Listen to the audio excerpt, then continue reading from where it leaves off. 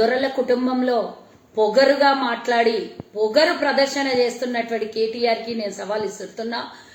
నేను అడుగుతున్నా, అసలు నీ ఉనికి ఎంత, నీ బతికెంత? మమ్మల్ని, మా కాంగ్రెస్ నాయకుల్ని, మా కాంగ్రెస్ లీడర్లని, కాంగ్రెస్ పార్టీని తిట్టేటంతా మొనగోనివి మొగోనివి అయినవా అని అడుగుతున్నా. బరాబ్బర్ అడుగుతా ఈ మాట. గబ్బు కాంగ్రెస్, గలీజ్ కాంగ్రెస్ అందిడతావు. అది లేకపోతే మీ అయ్యా అసలు రాజకీయ జీవితం ఉంటుండేనా? ఏ నుంచి మొదలుపెట్టిన మీ అయ్యా అని అడుగుతున్నా. బహిరంగంగా మాట్లాడతావు, బహిరంగ సభలలో మాట్లాడతావు, సిగ్గుండాలే. ఫస్ట్ ఆఫ్ ఆల్ నేను అడిగేదానికి ఆన్సర్ మీరు ఎవరన్నా మీ వాళ్ళు వచ్చి చెప్పమని చెప్పు. కేసీఆర్ ఎక్కడి నుంచి రాజకీయ జీవితం మొదలైంది? గబ్బు కాంగ్రెస్ అని అంటే గబ్బుల్ని పెరిగి పెద్దగా మీ అయ్యా ఆ రోజు అమ్ముకున్నప్పుడు, పాస్పోర్ట్లు అమ్ముకున్నప్పుడు తెలియదా? బ్రోకర్ గిరి పనిచేసినప్పుడు అప్పుడు మీ అయ్యా గబ్బు. పాస్పోర్ట్లు బ్రోకర్ పనిచేసినప్పుడు కాంగ్రెస్ గురించి మాట్లాడేటప్పుడు నాలుక జాగ్రత్త పెట్టుకో. శుద్రాంచలేదు, డిప్రెషన్లకు పోయినావు, ప్రెస్టేషన్లకు పోయినావు, ఓడిపోతున్నామనే భయం. బిడ్డ తెలంగాణను దోచుకుంటున్నావు. మళ్ళొకసారి తెలంగాణ వచ్చిందంటే కథం పట్టిస్తారు మీరు. తెలంగాణలో మీకు అధికారం ఇస్తే ఉంచుతారా మీరు? ఈ పథకాలు, ఆ పథకాలు, దొంగ నాటకాలు ఇవన్నీ ఎలక్షన్ల దాకానే. ఎలక్షన్లు అయిపోయి మల్లగిట మిమ్మల్ని ఇంకోసారి తప్పి దారి గెలిపించారంటే తెలంగాణ ప్రజల అంతు చూస్తారు మీరు. 4 కోట్ల మంది సర్వనాశనం అయిపోతారు మీ చేట్ల. ఇప్పుడెప్పుడు ఎక్కడెక్కడైతే మీ నియోజకవర్గాలలో గెలిచిన సిట్టింగ్ ఎవడెవడైతున్నాడో వాడిని ప్రతి ఒక్కటి ఓడగొట్టకపోతే తెలంగాణ ఉనికిని పాడు చేసేస్తారు మీరు. నీకెంత అహంకారం, ఎంత పొగరు! వేదికల మీద నీ ప్రచారం చేసుకో, నీ పార్టీ ప్రచారం చేసుకో. మమ్మల్ని ఎందుకు పొద్దుముక్కులో తిడుతున్నావు? పని పాట లేదా నీకు? మీ అయ్యా ఒక ఫామ్ హౌస్ లా, నువ్వు ఒక ఫామ్ హౌస్ లా. బయటికి అప్పుడప్పుడు వేదికల మీదకి వచ్చి ప్రతిపక్షాలని తిట్టడానికా? 50 ఏళ్ళ అవకాశం ఇచ్చిన ఏం చేసినావు అంటావు? నువ్వు మైక్ పట్టుకొని మాట్లాడడానికి ఇచ్చిన అవకాశమే కాంగ్రెస్ చేసింది. నువ్వు ఆ పదవిలో కూర్చోడానికి అవకాశం కాంగ్రెస్ ఇచ్చింది. కాంగ్రెస్ భద్రంగా దాచిపెట్టిన ప్రభుత్వాస్తులన్నీ అమ్ముకుంటున్నావు. గదే కాంగ్రెస్ చేసింది. కోకాపేట భూములు గాయబ్ చేస్తేవి, మియాపూర్ భూములు కథం చేస్తేవి. అరే ఒక్కటే రెండా దోసుకున్నది నువ్వు, మీ చెల్లె, మీ నాయన, మీ బావ, మీ ఇంకొక తమ్ముడో, అన్ననో, బావ అవుతాడో, ఎవడో, సంతోషరావు, అందరూ కొల్లగొట్టేస్తున్నారు రాష్ట్రాన్ని. ఇంకా మేము అవకాశం మీకు ఇవ్వాలనా?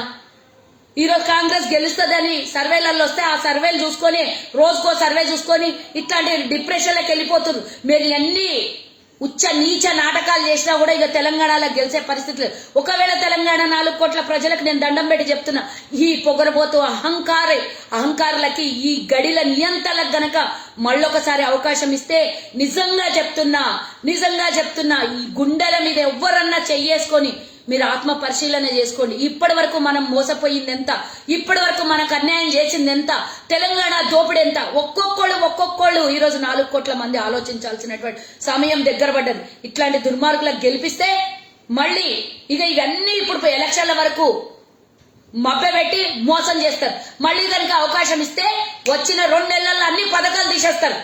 రైతు బంధు పోతుంది, ఆ బంధు పోతుంది, ఈ బంధు పోతుంది, అన్ని బంధులు పోతే మనకి అన్ని బంద్ అయిపోతుంది. మనకు ఏ బంధు ఉండదు. 5 ఏళ్ల వరకు మాకు ఎవడు అడిగేటోడు ఉండడని పూర్తిగా దోపిడీ చేసేస్తారు. మనకు మొత్తం కళ్ళాలేసి కట్టేస్తారు, మన కళ్ళకు గంతలు వేసేస్తారు. నిజంగా చెప్తున్నా, ఈ 9 ఏళ్లలో చూపించినటువంటి నరకం కాక మరో 5 ఏళ్లు వీళ్ళకు దగ్గరికి కూడా, అధికారం అనే దగ్గరికి కూడా రానిచ్చినము అంటే తెలంగాణ సర్వనాశనం అయిపోయి ఇక్కడ దోసుకొని పోయి ఇంకో రాష్ట్రము, ఇంకో జాగాలను పోయి మన పైసాను అంతా దోసుకొని పోయి ఇంకో జాగాలో పెడతారు. తండ్రి కొడుకులు విదేశాలలో పెడుతున్నారు. ఇప్పుడు డబ్బు అంతా తీసుకొని పోయి పారిపోతారు. దొంగలు మనల్ని సర్వనాశనం చేస్తారు. రేవంత్ రెడ్డిని తిడతారు. రేవంత్ రెడ్డి మీకు ఏకు మేకైండు కాబట్టే రేవంత్ రెడ్డి అంటే భయము. రేవంత్ రెడ్డిని ఎదిరించే దమ్ము లేక కాంగ్రెస్ పార్టీని తిట్టుడు, రేవంత్ రెడ్డిని తిట్టుడు. రేవంత్ రెడ్డి కాదు, రైఫిల్ రెడ్డి అంట. మరి నువ్వేంది తుపాకి రాయుడుగా? మీ నాయన నువ్వు దొంగ కోళ్ళు అమ్ముకునేటోళ్ళ మీరు? ఏడుండే నీ బతికేడు నుంచి మొదలైంది చెప్పు ఒక్కసారి. అసలు తెలంగాణ ఉద్యమం అప్పుడంటే రేవంత్ రెడ్డి ఉమ్మడి ఆంధ్రప్రదేశ్ కోసం కొట్లాడి సమైక్య ఆంధ్ర అన్నాడు. ఏమైనా ఒక్క వీడియోలు చూపించు, నీ బోలెడన్ని దొరుకుతాయి. ఎవ్వరు అవసరం లేదు. మా మధు యాస్కి గౌడ్ని అడిగితే నీ చరిత్ర అంతా చెప్తాడు. ఎవ్వరు అవసరం లేదు. నువ్వెవ్వరు చరిత్ర చెప్పాల్సిన అవసరం లేదు. కానీ మధు యాస్కి గారు మాత్రం నీకు మొత్తం చెప్తాడు చరిత్ర 5 నిమిషాల్లో.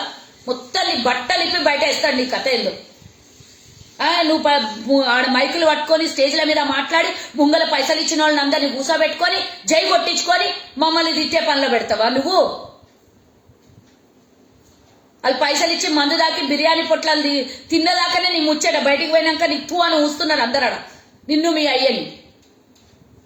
పొద్దు మూకుల కాంగ్రెస్ పార్టీని తిట్టుడు, పొద్దు మూకుల రేవంత్ రెడ్డిని తిట్టుడు, పొద్దు మూకుల మా పార్టీ నాయకుల్ని తిట్టుడు. మొన్న అసెంబ్లీలో కూర్చొని పిచ్చి కూతలన్నీ కూర్చోవు. అసెంబ్లీ నీ అయ్య జాగిరి నీ అప్ప జాగిరి అని అసెంబ్లీని టీఆర్ఎస్ భవన్ చేసి పెట్టినావు. మళ్ళీ ఇక్కడ ఎక్కిస్తాడు. బట్టి విక్రమార్క నీ కిందికి నీళ్లు తెస్తున్నాడు, గాంధీ భవన్లో నీ కిందికి. నీ అయ్య కిందికి నువ్వు నీళ్లు తెస్తున్నావేమో చూసుకో ఒకసారి. నిన్ను నమ్ముకుంటే పార్టీ గంగలా కలుస్తుంది. అరే ఊకున్న కొద్ది తమాషాలు ఎక్కువైనాయి. పొద్దుందాక మా నాయకుల మీద పట్టుకొని ఏడ్చుడు, శాతనైతే సమాజ సేవ చేసి చూడుండి. అధికారంలో దోసుకొని దోసుకొని దోసుకొని ఏడబెట్టుకోవాలో సరిపోతలేదు. మొత్తం దోపిడీ చేసి మీ చెల్లెలేమో లిక్కర్ స్కాము, నువ్వేమో ఫామ్ హౌస్లలో తీసుకొని పోయి దోపిడీ చేసి విదేశాలలో పెట్టుబడి పెట్టి మళ్ళీ అదే హైదరాబాద్ తీసుకొని వచ్చి ఇగో ఈరోజు ఇన్ని పెట్టుబడులు వచ్చినాయి. నీ పైసా రివర్స్ తిరిగి ముక్కేడు ఉన్నదంటే ఇట్లా తిరిగి చెప్పినట్ల ఈ పైసా భారతదేశం విడిచిపెట్టిపోతుంది. ఆ పైసా మళ్ళా ఎన్ఆర్ఐ రూపంలో వచ్చి తెలంగాణలో పెట్టుబడి పెడుతుంది. అదంతా నీ దొంగతనం చేసిన పైసనే, తెలంగాణ పైసా. ఇంక నువ్వు ఇక మాట్లాడతావు. నీ కథ ఎప్పుడో ఒక రోజు బయట పడుతుంది. ఎవడు ఎన్ని దొంగ పనులు చేసినా, ఎప్పుడో ఒక రోజు దొంగ ఎన్ని తప్పులు చేసినా ఎప్పుడో ఒక రోజు చేతికి దొరకక మానాడు దొరుకుతావు. నీది కూడా దగ్గరకు వచ్చిన టైం. ఇక నువ్వు మళ్ళా మా నాయకుల్ని తిడితే మంచిగా ఉండదు. రేవంత్ రెడ్డి ఏడ సమైక్యవాది అని మాట్లాడిండో, ఏడ ఉద్యమం చేసిండో చేయలేదో అది దేవునికి తెలుసు. కానీ నువ్వు నిరూపి, నీకు దమ్ముంటే నిరూపి సమైక్యవాది అని. ఈరోజు కాంగ్రెస్ పార్టీ ఆయనకు ఎవరు దిక్కు లేకనంట ఆయనకు అధ్యక్షుడిని చేసిందంట. మరి నీకు దిక్కుంటే నువ్వు నేషనల్ పార్టీ అని చెప్తున్నావు కదా. మీ అయ్యా నువ్వు దిగి ఎవరికన్నా దళితునికో లేకపోతే బీసీకో ఎవరికన్నా అధ్యక్షుని పదవి లేకుంటే ముఖ్యమంత్రిని అనౌన్స్ చేయండి. మా పార్టీ మీద ఎందుకు ఏడుచుడు? మా పార్టీ మా ఇష్టం. మీరు మీ మేనిఫెస్టోలో పెట్టిన దళిత ముఖ్యమంత్రి, మీ అయ్యే స్టేడియం వేదికల మీద మాట్లాడిన మాటలు చెప్పండి ఫస్ట్. డబల్ బెడ్రూమ్ సంకనాకిపాయ, దళిత బంధు ఎక్కడనో బాయ్, బీసీ బంధు పేదోళ్ళకి ₹1,00,000 ఆశ పెట్టి మోసం చేసుడే. ఒక్కటి వైన్ షాపులు చల్లగా నిండు నూరేళ్లు చల్లగా బతుకుండాలి, రాత్రి బగళ్ళు నడవాలి. అవసరమైతే 24 గంటలు కూడా పర్మిషన్ ఇస్తావు కొంచెం ఒప్పుకుంటే తెలంగాణ ప్రజలు గిట. 24 గంటలు పర్మిషన్ ఇచ్చి 24 గంటలు తాగిపిచ్చేసి నిన్న చూసినావు కదా, వాడు ఒకడు తాగి మీ మల్లారెడ్డి కాన్స్టిట్యున్సీని దొంగ కోళ్లు పట్టేటటువంటి మల్లారెడ్డి కాన్స్టిట్యున్సీలో మహిళని మణిపూర్ లాగా వివస్త్రం చేసి రోడ్డు మీద వదిలేసిండు, రోడ్డు మీద బట్టలు చింపిండు. ఎందుకు? వాడు తాగిడే కదా. దిక్కు మొక్కు లేకుండా ఆ మహిళని రోడ్డు మీద 15 నిమిషాలు వివస్త్రం చేసి నగ్నంగా నిలబెట్టిండు తాగుబోతాడు ఒకడు.